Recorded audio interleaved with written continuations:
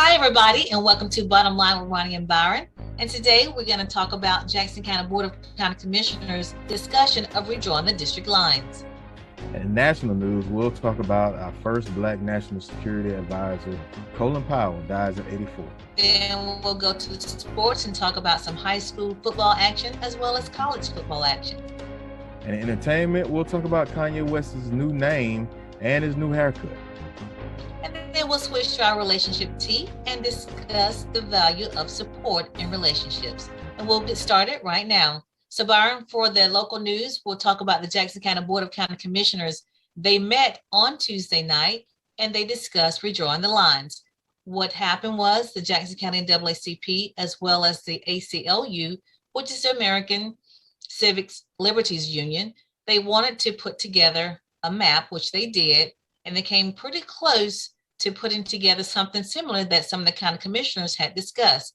So they presented the map. President Linda Franklin presented the map to the Board of County Commissioners, as well as the actual school board district members were there present as well. They talked about it, they looked at it, and agreed that was a good start the NAACP president presented. They looked at the numbers, and I think I have them right here. According to the map that they presented,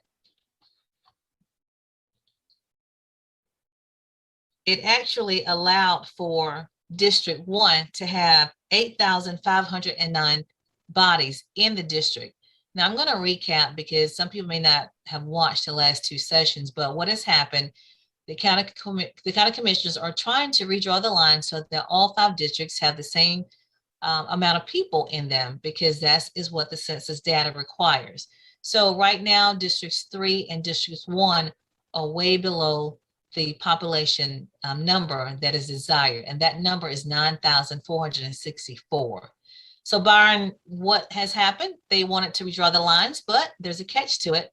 There is a consent decree that was established in 1986 that basically stated that District 1 had to remain majority African American.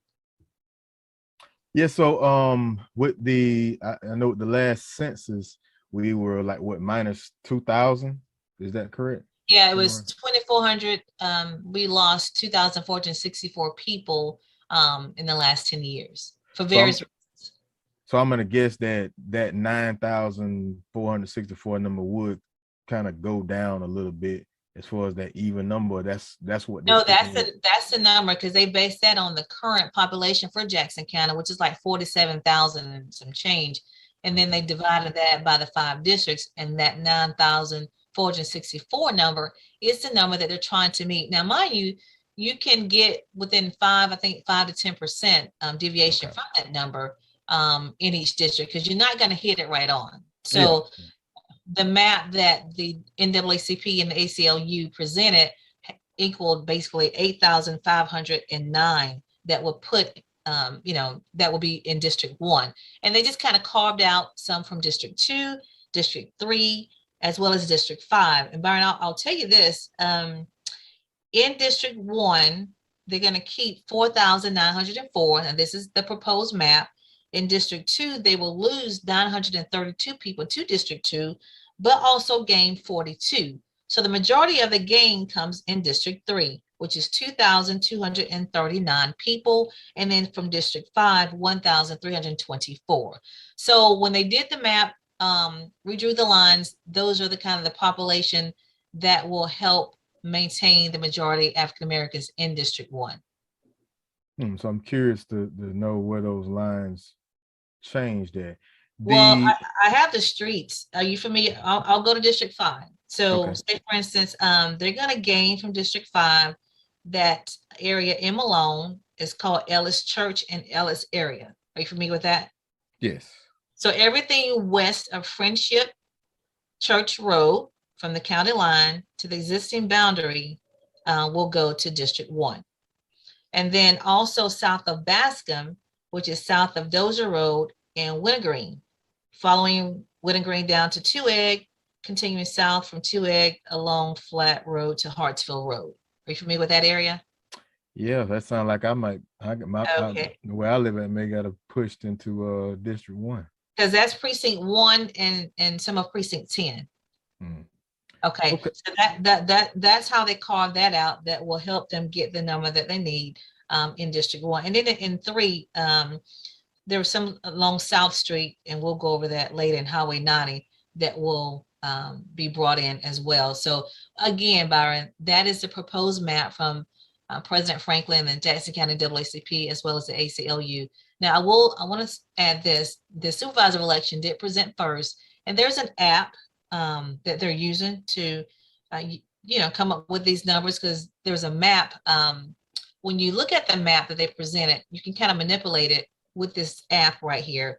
And it's basically, shows you if you move this way, how many gets added. If you move that way, how many gets added. So that's the map they was working with. And the ACLU attorney, Nicholas Warren, did help Carol Donaway understand the app and be able to use it. And so she basically presented this app to the Board of County Commissioners and explained it to them, and they were able to follow it. So that's her piece in this role.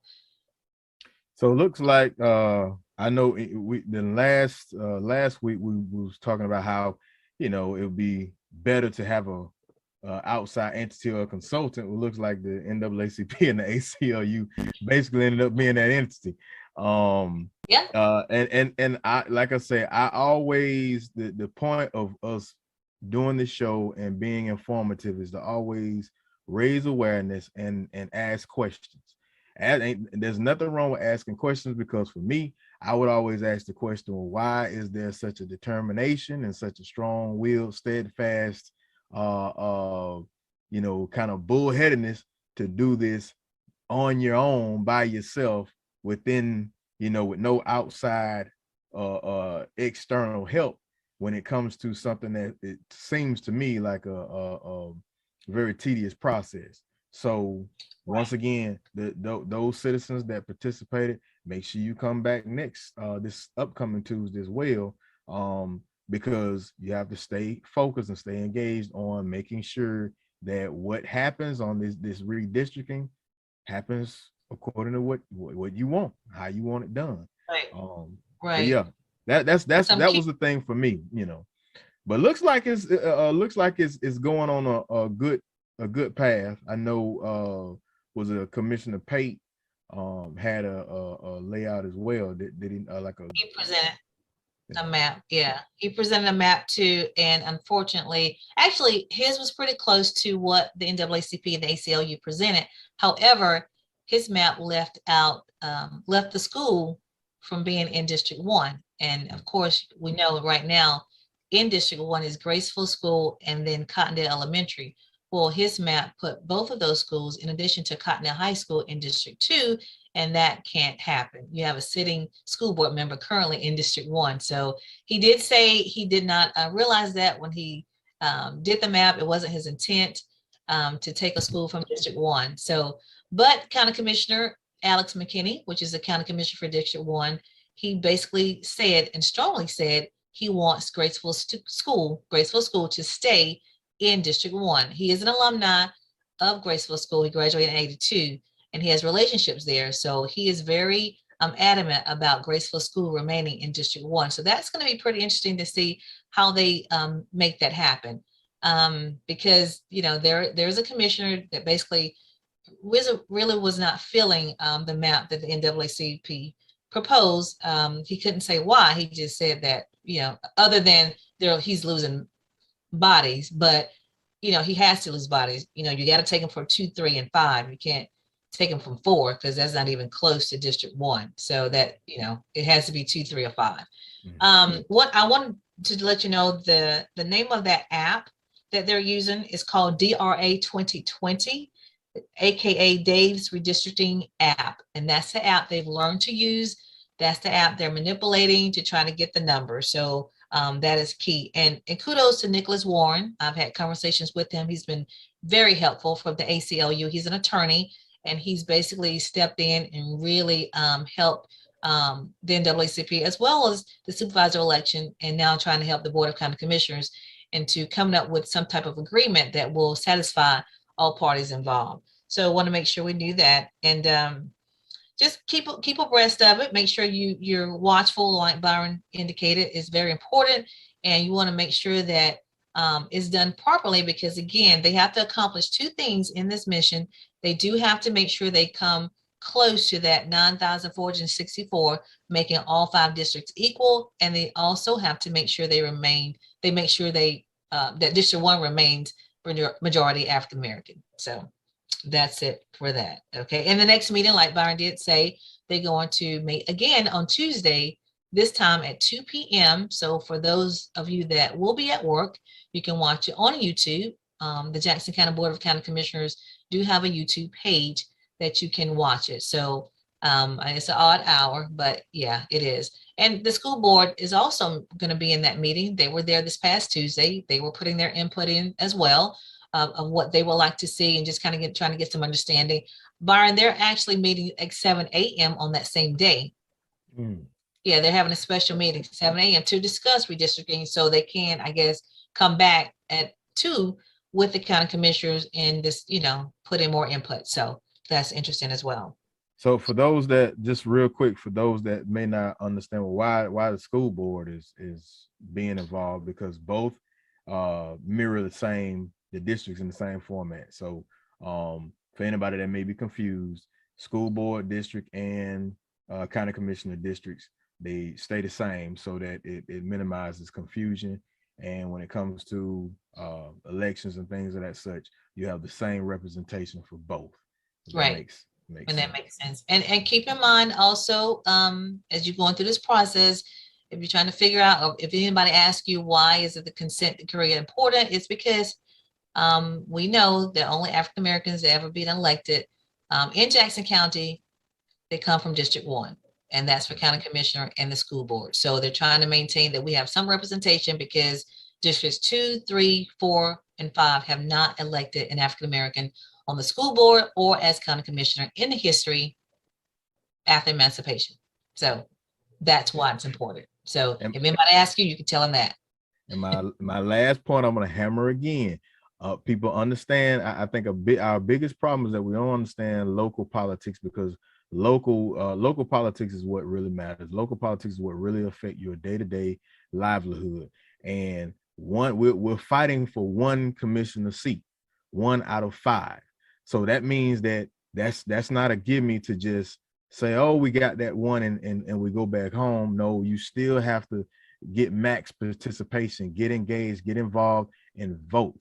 Register, vote. Know who these people are, know who the candidates are, know their voting history. Go, if you can't sit in the one now because of COVID, accessibility is out there. This is one of the things that I campaign on. YouTube, Zoom, you can be engaged and still see it, even if you got to work, even if you're at school, what have you. So make sure that we're understanding this is what is affecting your livelihood, your day-to-day, your roles, your lack of internet, your lack of access, all the things that you're complaining about in the barbershops, all the things that you're complaining about at home amongst your subculture groups. This is where it's at. This is where it's at. That's where you're right. Byron, let me take a pause here, because I want to make sure that people understand that the local and state news on Bottom Line with Roni Byron is brought to you by Brightway Insurance. They offer business insurance, life, property, as well as vehicle insurance. So make sure you reach out to TD Horn and his staff at Brightway Insurance. You can reach them at area code 850-633-3460, and they're located on Caledonia Street in Mariana. So make sure you reach out to them for any insurance needs that you may have. So again, Byron, we can't hammer this enough. This is a very important issue. I can go on and on about this, but I want people to understand you have to keep up with this. Even if you don't live in District 1, if you're in the other districts, it still affects you, because, like Byron said, hey, that may be me being pulled over into District 1 when I name the streets. So if you want to know the streets, reach out to us. I'll probably post them on our Facebook page so you can see the streets that are being proposed. Again, we're still in the proposed stages. They're still, trying to figure it out. I will say hats off to the Jackson County BOCC for, getting this out as far as the ACLU, for being upfront on this and being on top of this and putting their proposal out first. So I think it's great. So you guys applaud your Jackson County BOCC. Applaud President Linda Franklin, because she's working hard to make sure things are done the right way. So wanted to say that again. Yes, Again, yes. this is brought to you by Brightway Insurance. Reach out to TD Horn and his staff. They're located at 2867 Caledonia Street in Marianna. The phone number is 850-633-3460. Again, they have whatever insurance items that you may need. Okay. All right. So if you have any questions regarding this whole situation, feel free to reach out to me and Byron. We can explain it to you. If you missed something, we'll be more than happy to explain it to you. Okay. If you didn't get it here today, if we missed something, just ask us and then we'll make sure we can address it. Okay. All right. And then the next thing I want to go on to real quick is we have a lot of community events that's happening this weekend. A lot of Halloween stuff is happening. Mosier's Farm is having an event. They started last weekend. That Mosier's Farm is in Cottondale, if you didn't know. And they have the maze that's going on, the haunted maze. So they started last weekend. It is this weekend as well, and then next weekend. So be sure to check that out. And that 2-egg Yeah, farm it's the Halloween on Wintergreen. That's Okay. gonna be located at the 2-egg farm, the farms at 2-egg, as you were. And the movie it's a drive-in movie. It's gonna be the original Wizard of Oz. That's my favorite. So no jokes, no good. I'm a big Wizard of Oz. I probably watched that movie 1,000 times when I was a little kid. I think it's gonna be $5 to enter, and that'll get you popcorn, soda, and water. So yeah, that'll be October 30th. That'll be Saturday, October 30th. Gates open at 6:30, and the movie will begin at 7 p.m. They also have it'll be a FM radio station number that you'll dial into, and then you can just listen to the movie right in your car. You can sit on one of those bales of hay and bring the kids and enjoy the festivities. I can't Okay. promise that I'll be there. I don't know if I'll be a mascot or not, but I'll definitely be there. All right. Well, also they have Pumpkins in the Park. Main Street Marianna has that, and that's actually tomorrow, starting from 9 a.m. to 2 p.m. They have fun for the whole family. There's a pumpkin contest. They have all sorts of things going on, and that basically is taking place at Madison Street Park. So be sure, to check out that event as well. It's called Pumpkins in the Park, and it's tomorrow at Madison Street, and that's being sponsored by Main Street Marianna. So take care. You have all sorts of things to take part in this weekend. Okay. What time does that end? The pumpkin At 2. It says it's from 9 a.m. to 2 p.m. So it's a lot. Yeah. And like I said, that the whole Mosier's Farm thing, that stuff, but that's at night though, Byron. That in Cotton, it's kind of like it's a haunted maze is what that is. Okay, so cool. But I want to make sure that people know to check that out as well. And then real quick, I just want to let people know, I'll just hit on this briefly, that Governor DeSantis has basically opened up our seaports to assist in the bottlenecking that's going on. So I'll name the ones that he said is available: Jacksport, and then the one it's called Port Everglades, Port Tampa Bay, and then Port Panama City. So he says they all have capacity to take in the cargo, and that so he's actually giving incentives, Byron, to companies that bring them to our ports. So that's going to be interesting. So he's made a huge announcement saying, bring it here. We can take it. We can take it. So and then his whole thing is trying to make sure that the toys, that the kids don't miss out on the toys for Christmas. He don't want any kind of delays, don't want Santa delayed. So he want to make sure that we are helping here, helping helps here in Florida. So there you go. Cool. All right, what do you have for national? So for national news, before I begin, People's Funeral Home, because we care, we're here when you need us. Call Long Granberry Funeral Services Incorporated, doing business as People's Funeral Home. Marianna and Battle Mortuary, Panama City, offers services that is within the reach of all. Our caring staff is available 24/7 when the need arises. Our services are designed to commemorate the life being remembered at a price suitable for all. Give Cephas and Gwen a call at 850-482-2233 or simply stop by for more information. That's People's Funeral Home. So to kind of caveat on that story about Governor DeSantis stepping in with Florida stepping in on that help, we've got the more than 600 ships are still waiting to enter ports, and crews are getting bored and kind of stepping into some mental health issues as they're waiting, with many of the world's 400,000 merchant mariners still struggling to take time off and go home. The same employees that they're kind of coming up with a little fatigue, and it's remaining a problem heading into the second holiday season of the pandemic. So not just the deckhands, their bosses, everybody's worried about mental health as the work swings between frenzy activity and more idle time. So I know we would go through the same thing in the military when we got not much for soldiers to do. A lot of stupid stuff starts to happen. You know what I'm saying? Yeah. So idle minds. Yeah. Idle minds.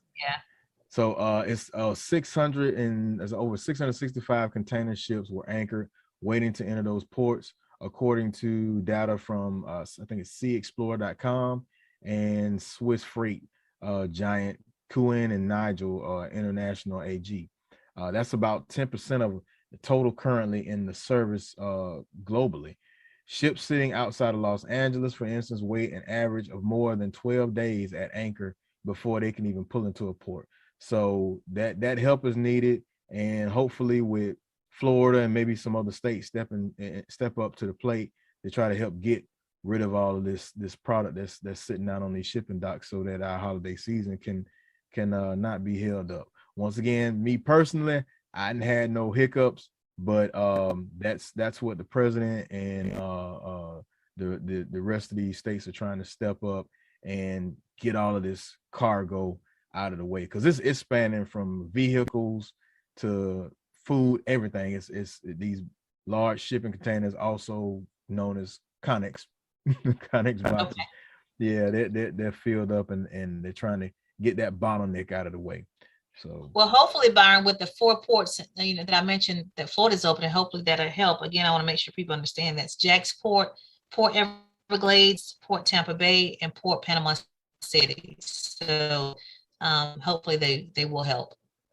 So, and this brings me to my next story. I got a little some sad news. The first Black U.S. national security, Colin Powell, who shaped the U.S. national security, dies at 84. Former chairman of the Joint Chiefs of Staff, Secretary of State, and National Security Advisor.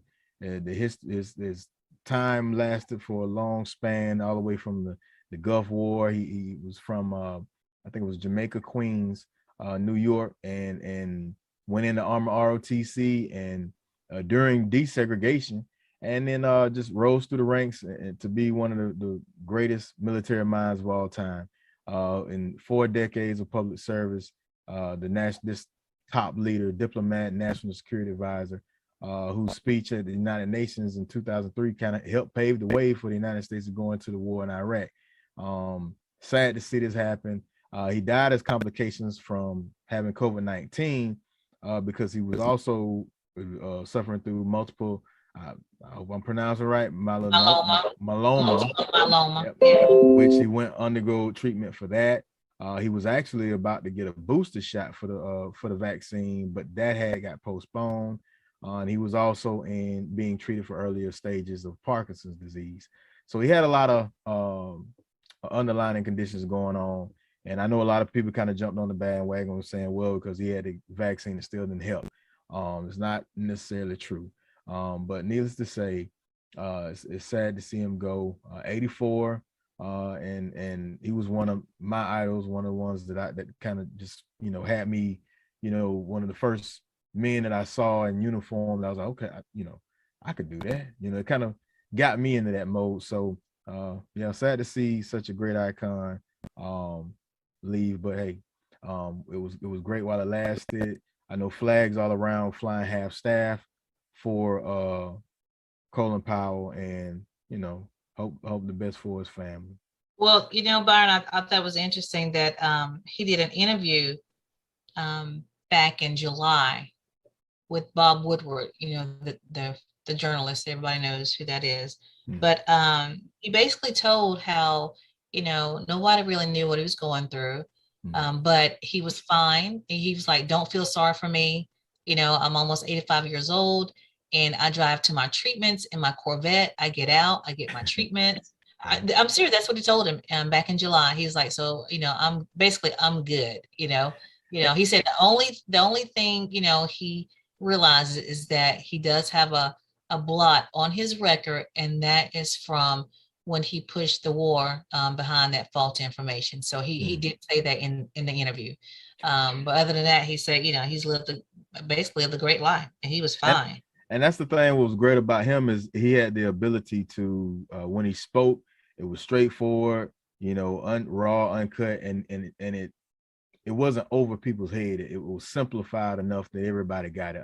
One of his quotes back during the Gulf War was when they asked the question of what was the strategy. He said, "Our strategy is going after this army is very simple. First, we're going to cut it off, and then we're going to kill it." That was like cold. It was ice cold. So people was like, "Oh, wow." But yeah, that's like, that speaks to me. That's the world I come from. Those type of leaders are all around that have that just quick, witty response to everything. So it's sad to see him go. Yeah, but he is to be reverenced. I know some people was not may not have been a fan of his because if for whatever reason, but he was a man that we can say was honorable and respectable, and that we could be proud to say, he was one of our own. I mean, he rose to the ranks and, did not have any type of, negativity, around him, personally anyway. And like I said, and he did say in that interview, there was only that one blot. And, was it his fault? No. Byron, you're military. Yeah, that's what you're gonna get out of military leaders. You're gonna get a real straightforward approach, integrity. They're gonna speak how they feel, straight to the truth. Not it's hard to come from that the lifestyle and the world we come from to the political arenas. It just doesn't fit. You do what you're told, pin your ears back, you get the mission done, and there's no room for back and forth talking or saying one thing and doing another. So that's kind of like the clarity that I got from it. And when you watch news day to day, it kind of becomes a same old thing. And when he would come out and speak, it was, to me, it was like one of those moments where you just got that moment of clarity, that moment of just real genuineness. And hopefully we get it inspires, a whole 2-3 generations, 4 or 5 generations to mimic and look up to. Yeah. Rest in peace. Rest in peace. Yeah, bless it. He's survived by his wife and 3 children. So in my next story, Nicholas Cruz pleads guilty to the 2018 Parkland school massacre. It was in Fort Lauderdale, according to the Associated Press. Nicholas Cruz, he pled guilty this past Wednesday for murdering 17 people during the rampage at his former high school in Parkland, Florida, leaving a jury to decide whether he would be executed for one of the nation's deadliest school shootings. So he broke out and tried to give a somewhat of a heartfelt plea to the jury, and most of the parents and the survivors that were there were just, it brought them down. And even the judge that was presiding over it even got kind of choked up at the same time. So his guilty plea set the stage for a penalty trial in which 12 jurors will determine whether Cruz, which is 23, should be sentenced to death or life in prison. Given the case's notoriety, the judge plans to screen thousands of prospective jurors. jury selection is scheduled to begin on January 4th. So as he enters this plea, he's answering a long list of questions and aimed at confirming his mental competency. So he's going to try to take that route as well. Of But course. yeah, and excuse me, we all knew this strategy would come. Going back to that massacre, that attack that happened in Marjorie Stoneman Douglas High School. So in my opinion, right, when you look at the chain of events and you look at the investigation that led, it wasn't like this was a spur of the moment thing. He planned, he well calculated this.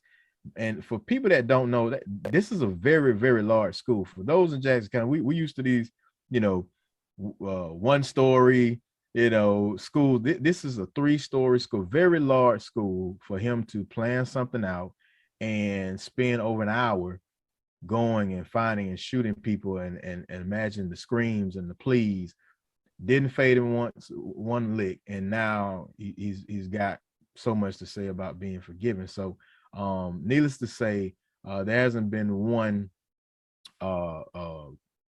family victim or survivor that has looked to say that they would rather him get the death penalty. I think it was one victim said that, he made the decision to shoot. I'm not God to make the decision to kill him or not. That's not my decision. My decision is to be a better person and change the world for every kid.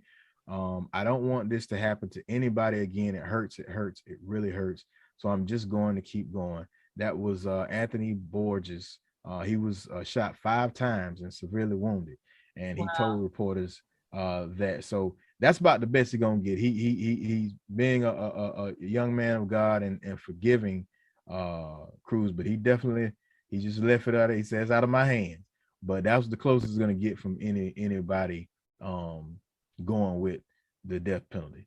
So we'll stay on that case and keep everybody updated. And that is it for national. Once again, People's Funeral Home, because we care. We are here when you need us. Long Granbury Funeral Services Incorporated, doing business as People's Funeral Home. Mariana and Battle Mortuary, Panama City, offers services that is within the reach of all. Our caring staff is available 24/7 when the need arises. Our services are designed to commemorate the life being remembered at a price suitable for all. Give Cephas and Gwen a call at 850-482-2233 or simply stop by for more information. That's People's Funeral Home. All right, so we'll move on to sports. Our high school football action for tonight. Cottondale is at Graceville. That's always been a rivalry, even when I was in high school, Cottondale and Graceville. So that game is tonight in Graceville at 7 p.m. Last week, Graceville beat Vernon 28-12. And so they're on a roll. Graceville had some issues as well. Sneeds is at Franklin County. Last week, Sneeds beat Jefferson County. And then Mariana is on the road. They're at Northview, which is a school in Escambia County. Chipley is at Lighthouse, which is also a school over that way in Pensacola area. And then Blountstown is home against Baker. So those are your high school football action games tonight. All those games kick off at 7 p.m. So make sure you try to catch one of them. And then your college football action for tomorrow, we have actually Georgia has a bye. They beat Kentucky last week 30-13, but they are resting this week. And then Alabama is at Tennessee. That game is at 6 p.m. on ESPN. Florida has a bye. Miami is hosting North Carolina State. Last week they beat North Carolina 45-42. So this week they have North Carolina State. And then Florida State is at home against UMass. FAMU is on the road against Mississippi Valley State. And Bethune-Cookman is at Jacksonville State. And then Clemson is at Pittsburgh. So that should be an interesting game. That game is on ESPN. The Florida State game is on the ACC network. And then the Miami game is on ESPN too. So if you want to check that out, you have a full day of college football action. So, and then your top 10 for your college football week 8 Georgia's number 1. Number 2 is Cincinnati. Number 3 is Oklahoma. Number 4 is Alabama. Number 5 is Ohio State. Number 6 is Michigan. Number 7 is Penn State. And number 8 is Oklahoma State. Number 9 is Michigan State. And then number 10 is Oregon. So those are your top 10 for college football. What do you have for entertainment, Byron? So for entertainment, speaking of TV and entertainment, 2Egg TV is an off-beaten path streaming travel channel. Dale Cox and the 2Egg TV team take you on a digital adventure in Florida, Georgia, and Alabama with travel features and documentaries. You can watch 2Egg TV on YouTube, Roku, and at 2eggtv.com as 2Egg TV. So Letitia Wright, that's the actor that plays Shuri in the first Black Panther film. The Black Panther 2 is scheduled to come out, and they're expecting to be even bigger than the first. But she may be out of the Black Panther movie altogether. Now, which one is she? You got to tell us which character was she? She played Shuri. She played the sister. The sister. Okay, say this. Okay, the sister. Yeah. Okay. So Letitia, who plays Shuri in Black Panther franchise, her role may be minimized, if not taken out altogether, because of her anti-vaccine viewpoint. The rift started several months ago when she went on social media and made a post about the COVID vaccine and its safety. So Black Panther 2 is expected to be huge. Like I said, the first film made over $1 billion. So, and that was globally. So over the time, you know, as she's made these posts, they're trying to keep everything from being a negative impact on the film. So we'll wait to see what's next. And the thing is, she hasn't kind of slowed up on her stance and the way she views things, and it's bringing the filmmakers a word that is bringing a lot of undue attention, negative attention to the film. So, did she not know that? Did she not know that, Byron? It's kind of it's kind of like the same thing with Kyrie Irving. You know, I think sometimes people attain a level of success where they kind of figure they kind of miss the whole point. If you messing up money, you know, you can get replaced. You know, people can get rid of you and find another. Right, because basically, let's look at her. Basically, Black Panther was her breakout film. Exactly. So if you're trying to continue to move forward, you may want to tone down the rhetoric, correct? Yeah. Okay. I would. It's not like she's a Halle Berry. And here's the thing: if you made big money on the last film, on this one that's expected to go even bigger, why would you mess up your chances? You know, say sometimes you got to save that for another fight. You know, fight another. But she can still make her point, Byron, without having it being negative. Just say, "Hey, I believe X, Y, Z," and that's it. She doesn't have to be so, you know, with all the rhetoric. Basically, again, she's not Halle Berry. She's not like a well-established actor. That's my point. Actress. That's my point. And to be honest, it took a long time for Halle Berry to get to that point. You know what I'm saying? So, it's a shame that'll be the hill that you want to, you know, essentially die on. But hey, if you're standing up for what you believe in, go ahead. But I think I would be more strategic about how I would handle that. Needless to say, hopefully, you know, she stays on the film and it always ends up being a hit and everything is all forgotten. And then the mother died, right? The older lady. Yeah, I forgot her name. But the one that played, she didn't play the mother. She played like one of the mother, the elderly women, leaders of the tribe. But we'll post that one. Yeah. So in other news, Vegas lawyers say there's two sides to Flavor Flav's domestic battery case. So Flavor Flav, also known as, check this out, William Jonathan Drayton Jr. I never knew that. Never knew. Yeah, he was arrested on misdemeanor domestic battery charge stemming from a scuffle with his girlfriend at home in his suburban Las Vegas home. So he's 62. I know that he's too old to be doing all this. 62 years old. Are you fighting at 62? I don't get that one. Police How old is she? It doesn't state how old she is, but it says that Okay. police were called to report a disturbance at the home. He was accused of grabbing or poking the woman in the face and wrestling the phone from her hand. Um, this They was he was tussling. Yep. It was also he had like $3,000 bond. They also have a child together. They got a minor son in common. And the son told the police that he stepped in to stop the scuffle when his parents separated, and his mother lunged toward Flavor Flav, and I think she had some small cuts on the face, and it's not at all clear if those cuts came from, the altercation or not. So his public attorney, his attorney is saying that, hey, it's two sides of the story, and they feel like at the end of the day, he'll be vindicated. But just to give some more context to it, this is not the first time. This is kind of like an ongoing thing with Flavor Flav over the span of his, career. So like in '93, his criminal history includes arrests and convictions on traffic infractions, a month in jail for assaulting his then girlfriend in '91, 3 months behind bars for shooting at a neighbor in New York in '93. In 2012, he had an incident that led to an arrest, felony charges after he was accused of wielding knives, chasing and threatening his then fiance, 17-year-old son. So this is something that Flavor Flav There's a always, pattern.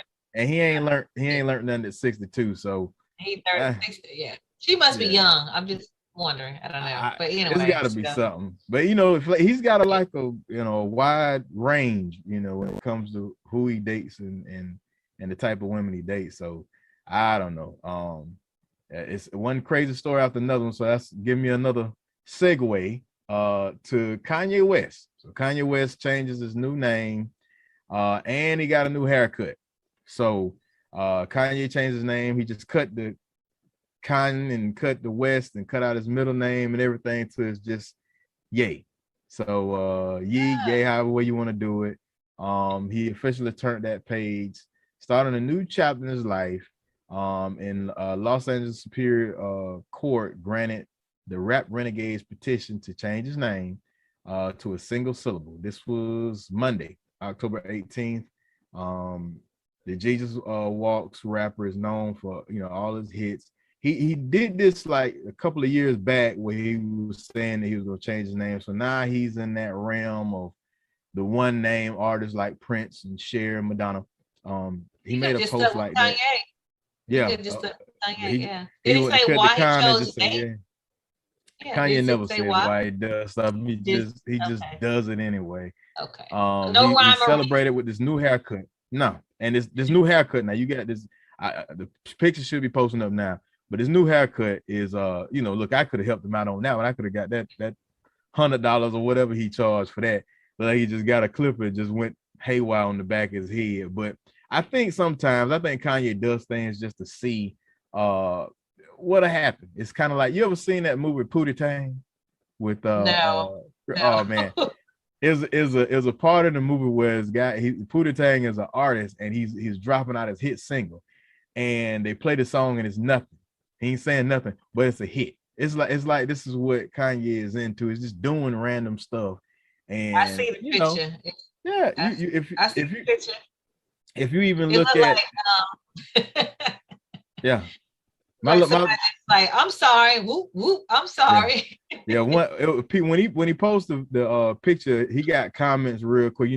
Twitter lit him up. So, one guy put Barbara, what do you want? Yay, patchwork, Barbara, I got you, fam. So, that's exactly what it looks like, patchwork. Yeah, patchwork. So we'll see what's next for him. I know with the clothing line, some of the stuff on it is I'm not into the Yeezys, but it sells. He's grossed a lot of money. He's made more than he's ever made from a lot of the business ventures that he stepped into. So maybe this new change and new look is another big step for him. But hey, better him than me. That's what I say. Better him than me.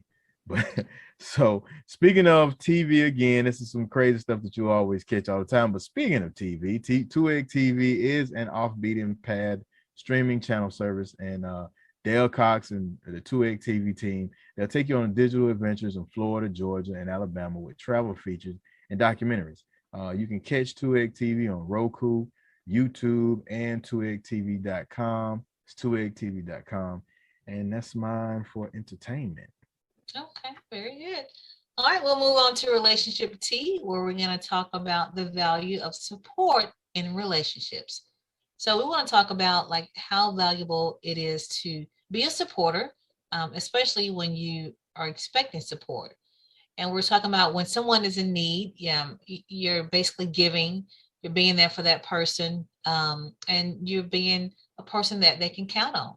So that's very valuable. And a lot of times that goes amiss in relationships. People are not being loyal. They're not being, that shoulder, and they're not being someone that, is dependable. So what do you think, Byron? I think a real important aspect, and it kind of dawned on me as you were talking. People don't realize there's been a big, conversation about mental health.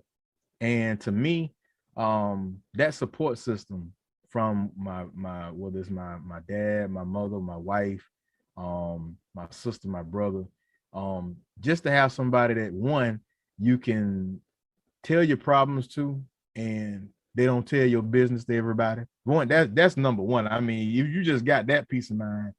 That's the best thing to have. And then two, somebody that's gonna listen, actively listen, and then just even if it's just to take you away from the stresses that you're dealing with from day to day. I'm the one that definitely, me and my wife, definitely one that could tell you, having a family of 5 kids and all around the same age, you need that support system. And so support from your relationships and your friends and your family is so vital just for your mental health well-being. Because a lot of times, and I know we've had those moments where you just feel like you about to just freak out and just you about to lose your mind.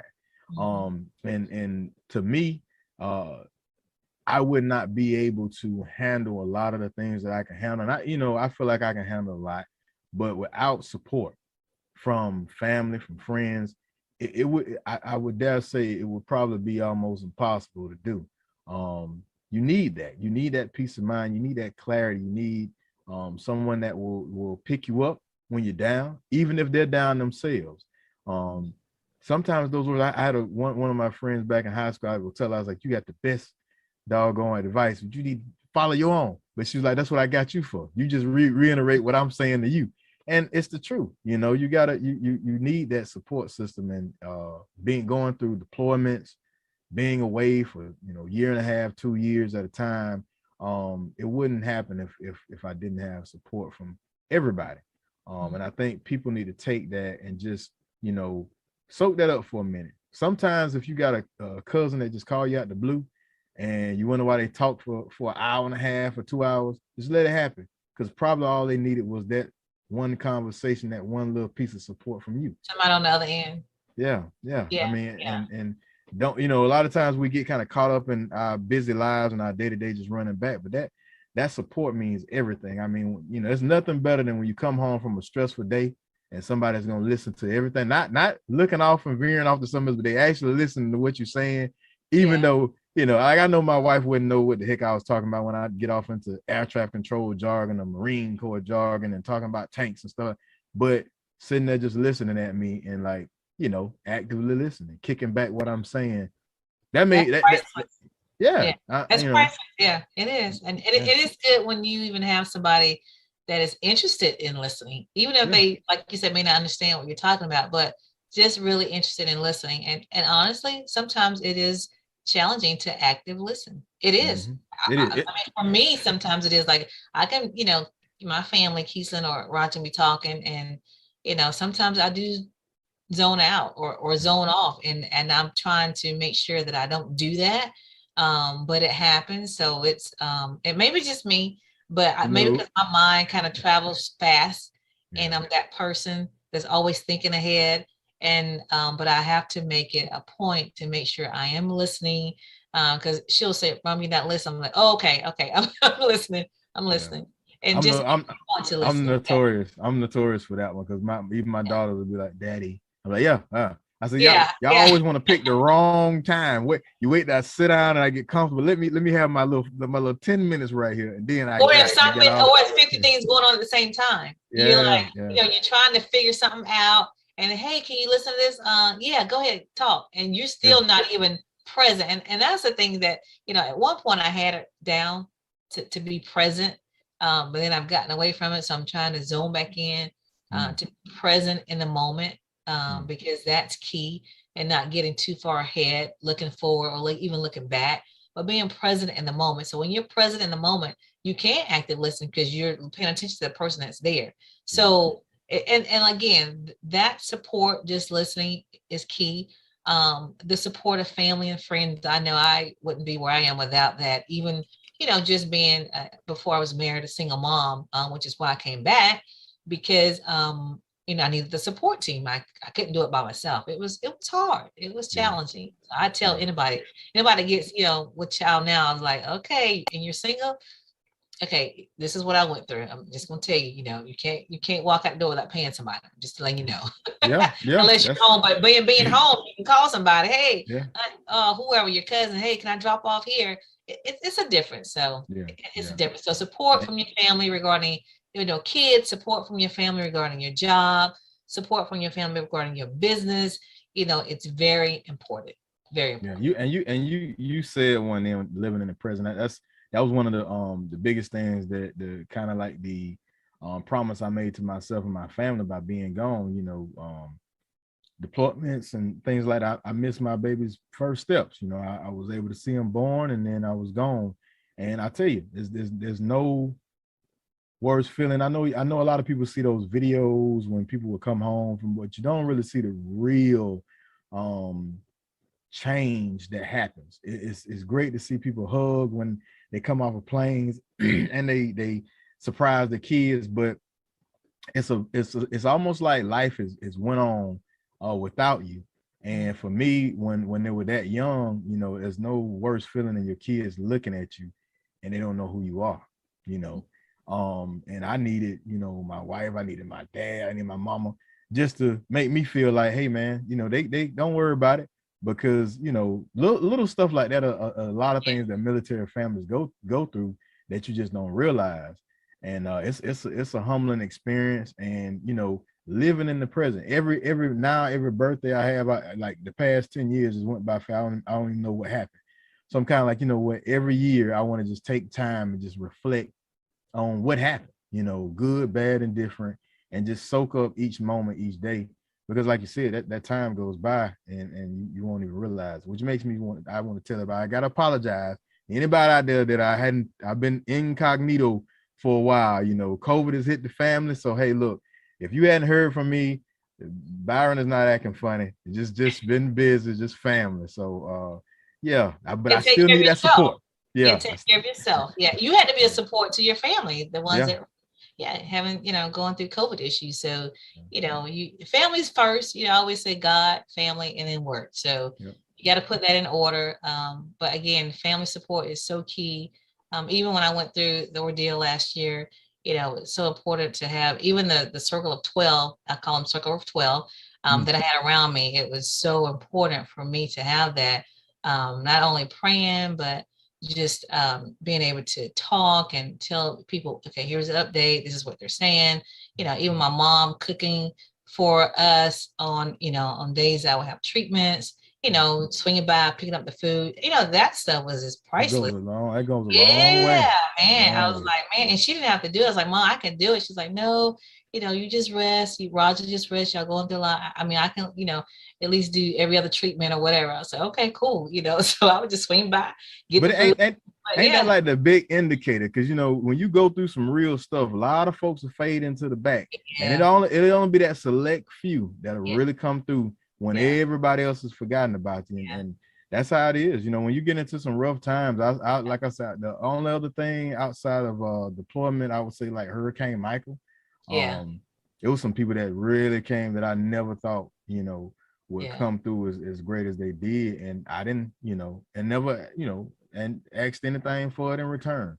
Yeah. So But it's funny that's you said that, because people support you when you're high, or when they oh think yeah. you're high. Oh They yeah. flying high, but and I was kind of living a double life last year. And I did see some things. I was like, I did kind of weed out people, but I was like, okay. Mm-hmm. Sometimes when people think you flying high, that support diminishes because there's some, strife or jealousy there. It can flip. They think you're flying high, and then they kind of back away and they don't support you. So it can go the opposite way. And like I said, I was living a double life. Last year I was, people thought I was flying high, but really I was at my lowest moment, health wise. And people didn't realize that. But my key people, they were my armor bearers, is what I call them too. They, held me up, hey, Ron says, what you need us to do, you want us to be there, pick something up for you, whatever. And it's just priceless. So it's valuable. Support is valuable. Don't think it is. And if you want support, you have to give support. Remember that as well.